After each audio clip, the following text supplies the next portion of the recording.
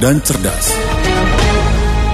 Dakta Radio Bijak berinformasi, cerdas berinteraksi. Rekan Dakta, kasus pungli PTSL menjerat kepala desa di wilayah Kabupaten Bekasi. Beberapa waktu lalu, Kepala Desa Lambang Sari berinisial PH ditahan oleh Kejaksaan, dan baru-baru ini Abdul Rohim, Kepala Desa Cibuntu Cibitung, juga ditahan akibat pungli PTSL. Lalu bagaimana sebetulnya tanggapan dari DPRD terkait dengan banyaknya pungli PTSL? Padahal dalam kepengurusannya, biayanya sebagian juga sudah ditanggung negara.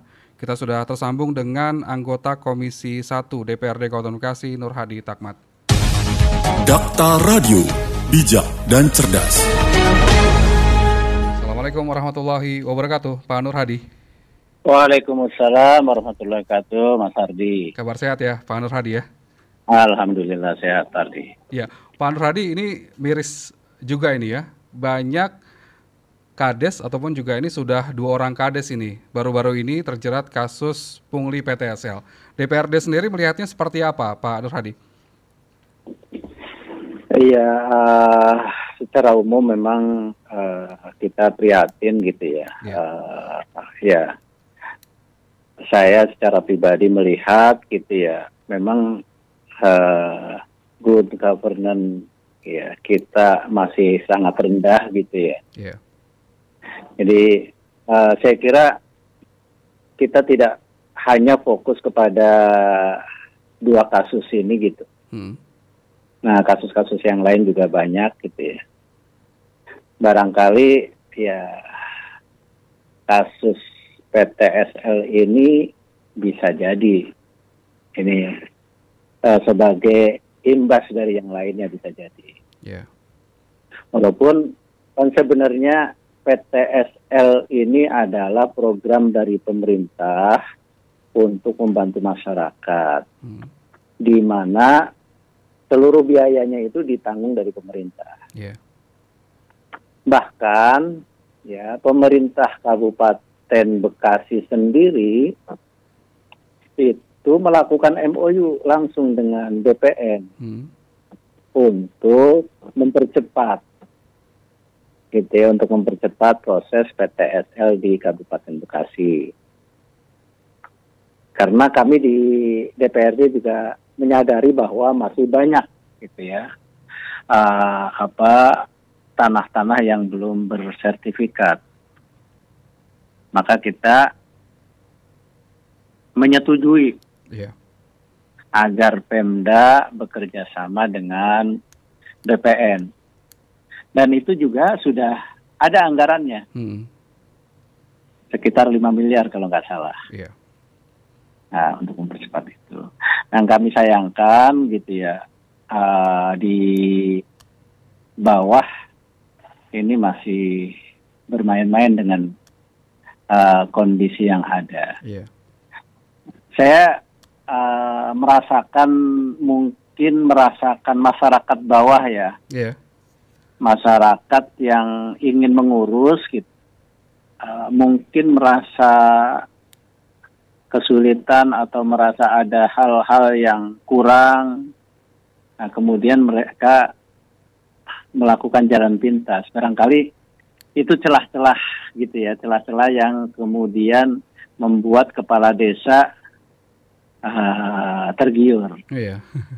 Ya, saya yakin ini bukan dari celah pengurusan langsung PTSL-nya, saya kira. Iya. Tapi pengurusan dokumen-dokumen lain untuk memenuhi persyaratan melakukan pengajuan PTSL. Saya merasa seperti itu kayak. Begitu Mas Ardi. Baik. Jadi sangat miris memang. Ini kan artinya memang celah korupsi dilakukan oleh justru pemerintahan desa. Artinya memang semestinya dibantu begitu ya kepengurusan pensertifikatan tanah yang memang sudah diprogramkan oleh pemerintah pusat ini ya. Ini kalau Pak Nur Hadi sendiri bagaimana Pak melihatnya Pak? Pemerintah desa malah ini melakukan pungli ini. Iya, jadi memang kita di DPRD ini sedang mendorong ya agar pemerintah desa itu bisa membantu masyarakat Iya. untuk mengakses layanan-layanan dari pemerintah daerah. Nah, kebetulan saya di Komisi 1 begitu mendorong seperti pelayanan kependudukan sendiri sekarang itu cukup sampai di kecamatan. Jadi nggak perlu lagi ke dinas di Deltamas. Ini dalam rangka apa? Dalam rangka memudahkan. Nah, ini terkait dengan data kependudukan. Bisa jadi orang-orang yang ingin mengurus PTSL, bisa jadi ada yang dokumen-dokumen kependudukannya belum selesai. Betul. Nah, ini juga menjadi celah juga. Nah, jadi beberapa hal ya celah-celahnya untuk pungutan-pungutan itu. Karena mungkin kalau gitu langsung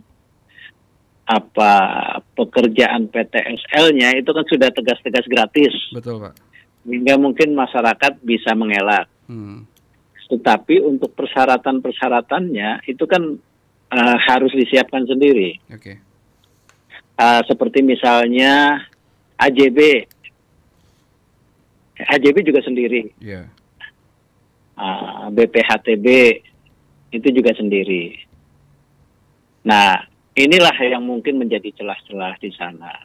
Dan selama ini mungkin masyarakat merasa susah untuk mengurus keabsahan dokumen-dokumen yang ada, sehingga ketika dibuka keran gitu ya, kemudahan, ya mereka langsung berbondong-bondong dan euforia. Artinya apa euforia? Ya berapapun mau asal tanahnya bersertifikat. Karena harapannya kalau tanah sudah bersertifikat itu dalam tanda kutip ya, bisa diagunkan misalnya ke bank untuk penambahan modal usaha, bisa jadi seperti itu. Atau kalau misalnya dijual juga harganya bisa lebih tinggi. Nah, euforia ini juga menjadi celah bagi mohon maaf mungkin orang-orang desa gitu ya, untuk mengiming-imingi mereka gitu. Baik, Pak Nur Hadi, ini kan dalam kasus pungli, kita ambil contoh di Lambang Sari, ini ada kebijakan dari desa untuk memungut biaya kepengurusan PTSL. Padahal kan memang untuk kepengurusan biaya PTSL kan hanya dikenakan beberapa ratus ribu begitu ya, tapi ini sudah ditetapkan oleh kepala desa. Melihatnya seperti apa nih Pak Nur Hadi? Ada dukungan dari kepala desa yang memang memerintahkan terkait dengan pungli PTSL ini, Pak? Iya. Jadi ini saya hanya tahu dari media begitu ya. Ada di media bahwa kasus Lambang Sari itu misalnya kepala desa menetapkan 400.000 per pengurusan. Betul. Itu di media ya. Saya detailnya nggak tahu persis. Yang ada di media itu dipungut 400.000 untuk setiap pengurusan. Nah, padahal itu tidak ada. Harus free semua untuk pengurusan itu. Kalaupun ada misalnya yang sewajarnya misalnya, nah untuk ngurus itu kan misalnya perlu petugas yang input data gitu ya, atau perlu yang bendel berkas dan sebagainya. Nah, barangkali itu memang ada biaya yang keluar dari desa. Nah, mungkin kalau misalnya seikhlasnya atau apalah, walaupun sebenarnya itu juga sudah ada, dana di desa juga sudah ada sebenarnya. Nah, tapi memang kembali lagi ya barangkali bagaimana celah-celah yang ada itu kemudian dimanfaatkan. Ini yang sangat miris memang. Jadi jiwa pelayanan kepada masyarakatnya masih belum totalitas kayaknya. Baik. Kalau untuk pemerintah Kabupaten Bekasi sendiri bagaimana Pak Nur Hadi melihat adanya pungli begitu ya? Ini juga sudah dilakukan pemberhentian ya. Salah satu kasusnya adalah Kades Lambang Sari dan juga nanti Cibuntu juga akan dilakukan pemberhentian. Nah, nanti untuk proses roda pemerintahan berjalan, ini juga harapan dari Komisi 1 seperti apa, Pak Nur Hadi? Jadi Komisi 1 merekomendasikan agar kan memang secara hukum itu seseorang itu belum bisa diberikan sanksi sebelum ada ketetapan hukumnya. Yeah. Jadi Komisi 1 hanya mengguidance bagaimana caranya agar pemerintahan di desa itu tidak terputus walaupun tidak ada kepala desanya. Maka yang dilakukan adalah melakukan supervisi langsung. Betul. Jadi di Dinas DPMD, ya, pemberdayaan masyarakat desa, itu kami minta untuk mensupervisi langsung gitu case-case yang ada. Yeah. Case-case yang ada. Jadi karena secara hukum kan sekarang belum ada vonisnya ya. Betul. Belum ada vonisnya. Nah itu yang tidak bisa dilakukan serta-merta begitu, Pak Sardi. Baik. Pak Nur Hadi, untuk pemerintah Kabupaten Bekasi, apa yang harus dilakukan Pak agar mencegah terjadinya pungli PTSL yang dilakukan oleh pemerintah desa? Jadi sebenarnya kami di Komisi 1 itu sudah sering turun ke kecamatan-kecamatan mengingatkan tentang ini semua. Bahkan termasuk fokusnya memang tentang barang-barang milik daerah ya. Maksudnya barang milik daerah itu tanah-tanah yang milik daerah. Iya. Kemudian kami juga mengingatkan kepada para camat agar pelaksanaan PTSL dimonitor dan diberikan guidance yang jelas. Iya. Jadi sebatas itu kami di Komisi 1, dan setahu saya memang pemerintah daerah juga sudah melakukan bimbingan-bimbingan kepada mereka. Cuma ya kita ketahui sendiri di Kabupaten Bekasi, Mas Ardi, saya belum 3 tahun nih jadi anggota dewan nih. Bupatinya udah 6. Iya. Jadi kalau boleh dikatakan kasus-kasus korupsi ini dari atas hingga bawah ya, Pak Nur Hadi ya? Iya. Jadi ini kita miris gitu ya. Betul. Makanya saya berharap gitu masyarakat bisa membaca ini semuanya agar ke depan Bekasi bisa lebih baik lagi gitu. Baik. Jadi masyarakat harus bisa paham ya Pak ya, aturan-aturan terkait dengan kepengurusan PTL, dan juga ini bisa melaporkan apabila terjadi pungli dalam kepengurusan tersebut ya, Pak Nur Hadi ya? Betul. Baik. Jadi masyarakat harus berani. Salah satu contoh saja Mas Ardi, tentang kepengurusan kependudukan itu kan sekarang gratis semuanya. Iya. Tapi masih ada saja ya orang oknum yang memanfaatkan kelemahan atau kerepotan dari warga. Ya karena tidak bisa mengurus sendiri kan harus nitip ke orang. Yeah. Nah inilah yang celah-celah ini juga jadi saya sekarang lagi ada case malah. Ada orang pindah dari Jakarta ke sini gitu. Yeah. Kemudian ternyata dokumennya palsu. Oh. Yang diterbitkan dari yang dititipkan itu. Jadi bukan kesalahan dari warga, tapi kesalahan dari oknum yang dititipkan itu. Betul. Ya terindikasi palsu gitu ya. Iya. Jadi saya juga belum bisa memastikan apakah palsu atau tidak. Saya sedang berkonsultasi dengan Dinas Kependudukan karena NIK-nya tidak wajar, tidak sesuai dengan kaidah. Iya. Kan NIK itu 6 digit pertama adalah kode wilayah. Iya, betul. Nah, ini tidak ada kok di wilayah. Baik. Ya model seperti itu kira-kira. Jadi memang perlu diberikan perhatian khusus ya berkaitan dengan adanya praktek-praktek pungli dan juga seperti yang Bapak informasikan tadi ada oknum gitu ya dalam proses kependudukan yang ada di Indonesia ataupun juga Kabupaten Bekasi. Ini juga mengapresiasi Pak kinerja dari Kejari yang sudah menahan 2 orang kepala desa ya Pak ya, kepengurusan pungli PTSL. Betul.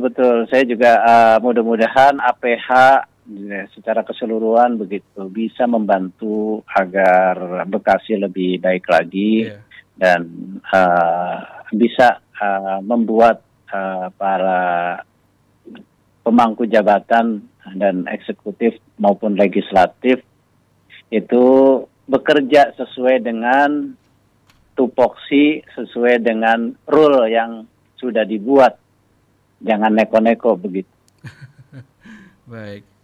Pak Anwar, terakhir, mungkin apa yang disampaikan kepada masyarakat Kabupaten Bekasi berkaitan dengan kepengurusan tanah dan juga kependudukan yang memang ini juga jadi perhatian dalam prosesnya, Pak. Ya, baik. Dalam pengurusan tanah, saya berharap kepada warga Bekasi semuanya harus hati-hati kepada orang-orang yang sering menawarkan dengan cara-cara yang instan. Jadi ini harus hati-hati karena semuanya harus melalui prosedur, semuanya ada tahapan-tahapannya. Ketika ada yang menawarkan secara instan, ya harap waspada karena sekarang ini ya banyak hal-hal yang tidak kita inginkan. Bahkan Mas Ardi kalau boleh cerita, saya lagi ada case juga di Mangunjaya itu ada kafling santunan namanya. Mereka sudah lunas dari tahun berapa 90-an sampai sekarang mereka belum mendapatkan sertifikatnya.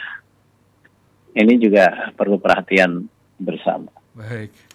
Dan untuk yang kependudukan, ya untuk warga Kabupaten Bekasi semuanya sekarang kependudukan itu dimudahkan cukup sampai di kecamatan, bahkan bisa dilakukan secara online.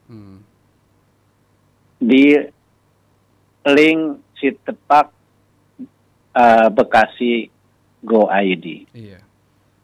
Baik. Mudah-mudahan bisa melayani semua warga Bekasi. Terima kasih. Mudah-mudahan kasus-kasus pungli gitu ya di bidang tanah ataupun juga kependudukan tidak ada lagi ya Pak ya di Kabupaten Bekasi ya Pak ya. Iya, pengennya di semua bidang Mas Ardi. Betul. Pak Nur Hadi kan Komisi 1, tentunya ini juga dinasnya banyak ya Pak ya berkaitan dengan pelayanan perizinan. Betul. Yang lain. Baik, Pak Nur Hadi terima kasih sudah berbincang bersama dengan Dakta. Selamat menjalankan aktivitas kembali ya Pak ya. Terima kasih. Ya. Baik, Assalamualaikum warahmatullahi wabarakatuh. Waalaikumsalam warahmatullahi wabarakatuh. Dakta Radio, bijak dan cerdas. Rekan Dakta itu tadi kami ajak berbincang anggota Komisi 1 DPRD Kabupaten Bekasi Nur Hadi Takmat terkait dengan banyaknya kasus pungli PTSL yang menjerat kepala desa di wilayah Kabupaten Bekasi. Informasi tadi juga sekaligus mengakhiri kebersamaan kita dalam dialog informasi Dakta siang paruh yang kedua. Terima kasih bagi Anda rekan Dakta yang sudah mendengarkan. Semoga apa yang kami sampaikan bermanfaat untuk Anda. Saya Ardi Mahardika dan Diki Hadiwijaya undur diri dari ruang dengar Anda. Dakta Radio, bijak berinformasi, cerdas berinteraksi. Wassalamualaikum warahmatullahi wabarakatuh. Mau pesan kue atau beli roti yang enak banget? Pastikan pilihan Anda